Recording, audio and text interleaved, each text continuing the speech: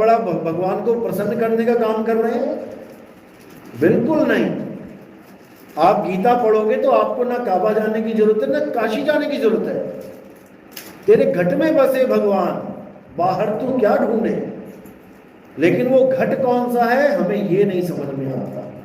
सुनते बहुत हैं, आज तक सुनते ही आ रहे हैं कि तुझ में राम, मुझ में राम, सब में राम समाया, सबसे कर लो प्रेम, जगत में कोई नहीं पराया। लेकिन ये जो तुझ में मुझ में राम समाया, इसका हमने भेद नहीं पाया, इसीलिए भटक रहे हैं। तो जितने भी संत महात्मा आते हैं यही भेद बताने आते हैं कि भाई तेरा राम तुझ में है, बाहर भटकने की जरूरत नहीं है।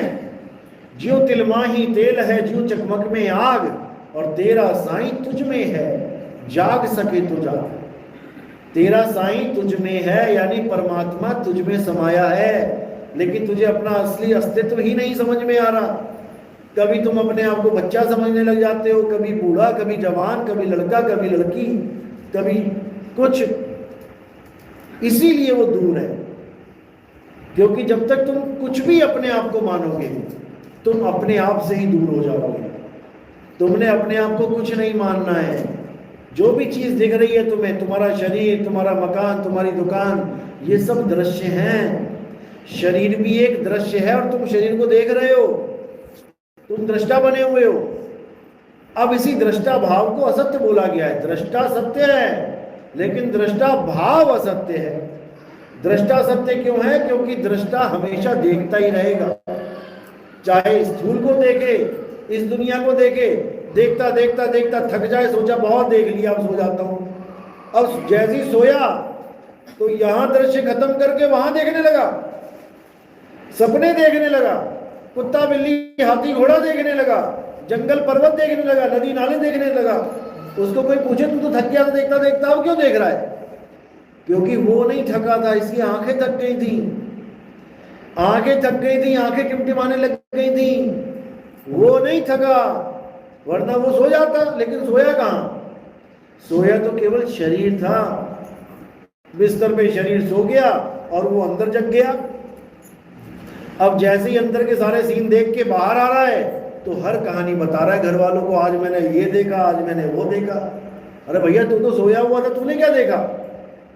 सब कुछ देख के आया वो। यानी वो कभी सोता ही नहीं है, क्योंकि वो सत्य है। सत्य कभी सोता ही नहीं है। आप खुदा के बारे में किसी मुसलमान से पूछोगे कि खुदा के गुण बताओ, वो क्या बताएगा? कि खुदा कभी सोता नहीं है, वो कभी खाता नहीं है, वो पीता नहीं है, खुदा कभी मरता नहीं है, खुदा कभी पैदा नहीं होता। जितने भी वो गुण बताएंगे ये सब आत्मा के गुण हैं। बस नाम खुदा रख दिया। खुदा नाम क्यों पड़ा? क्योंकि खुदा ही खुदा है। ये आत्मदेव खुदा ही खुदा है, लेकिन अपने आप को समझ नहीं पा रहा है, कुछ और ही पकड़ के बैठ गया ये, इसीलिए खुद से दूर है। अब खुद को पाना ही खुदा को पाना है।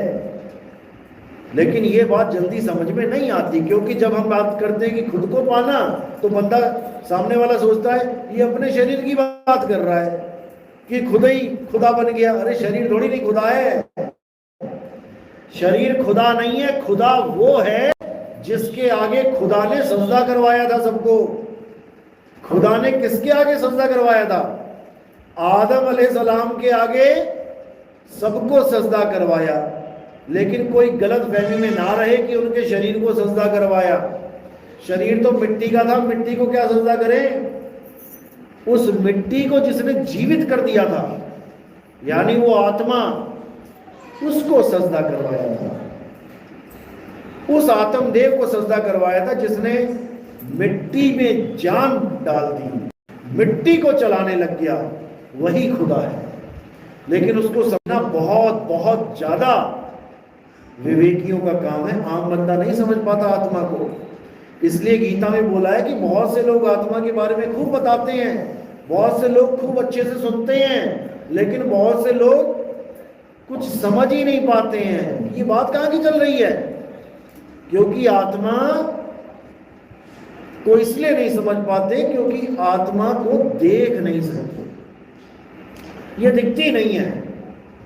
हम समझ उसको पाते हैं जिसको हम देख लेते हैं। इसलिए जो चीज दिखती नहीं है आदमी उसके बारे में समझ नहीं पाता, सोच नहीं पाता। लेकिन ये चीज कब अनुभूति में आती है? जब उसको घटित होता है आत्म ज्ञान।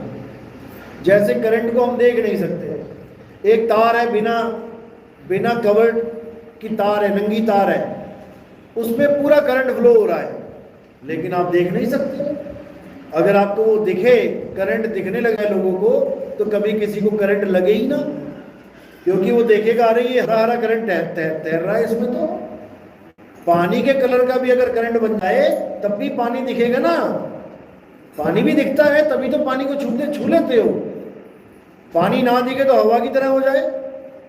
तो पानी जैसा भी अगर करंट हो तब भी बंदा उससे बच जाए, लेकिन करंट का कोई रंग रूप नहीं है, इसलिए वो गलती से पकड़ लेता है, तार मारे जाते हैं। लेकिन अनुभव उसको भी कर सकते हैं, जो चीज नहीं दिखती है उसका भी अनुभव होता है।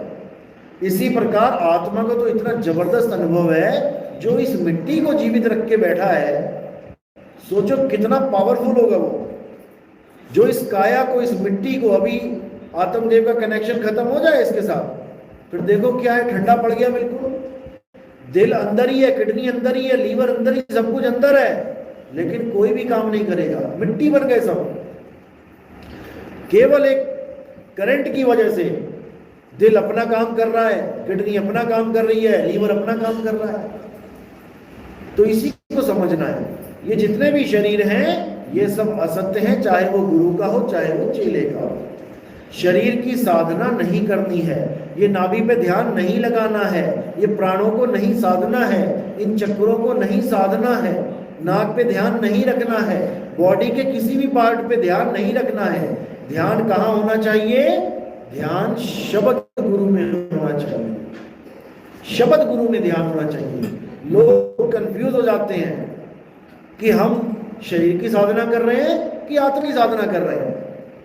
आत्मा की साधना करने के लिए आपको भेदी गुरु चाहिए, जो भेदी गुरु आपको पूरी बॉडी से अलग करके, देह से अलग करके विदेह साधना को कैसे करना है उसका भेद बताए, ना कि शरीरों में उलझाए। कोई कह रहा है कि नाभि सेंटर पॉइंट है हमारी बॉडी का, हमें सेंटर पॉइंट में ध्यान धरना है। सेंटर में तो अभिमन्यु गया था, सेंटर में तो अभिमन्यु गया था, वो ना निकल पाया, तुम क्या निकलोगे? हमें सेंटर में नहीं जाना है, हमें देह से न्यारे हो जाना है, हमें चक्रव्यूह के बीच में नहीं जाना है, हमें चक्रव्यूह से न्यारे हो जाना है, बाहर निकलना है, अंदर नहीं जाना है। लेकिन जल्दी नहीं समझ में आता किसी को, क्योंकि जैसा जिसको गुरु मिला वैसी उसकी बुद्धि।